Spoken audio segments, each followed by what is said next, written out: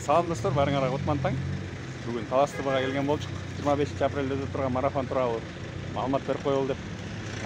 Талас ТВга ыраазычылык билдиребиз, мүмкүнчүлүк түзүп берген.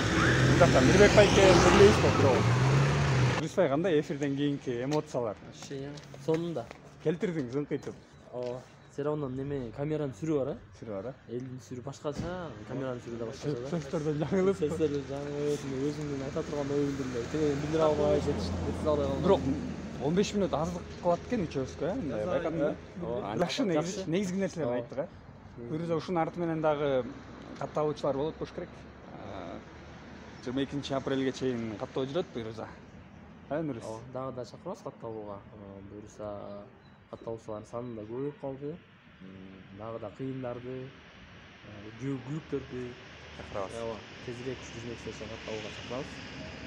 Ошо баарыбызга ийгилик, күнүбүз жакшы өтсүн. Негизи күнүбүз сонун башталды, Фируза. Жетекчилик да сонун калып алыш да. Жетекчилик менен жолугушкандан кийинки эмоушндар кандай?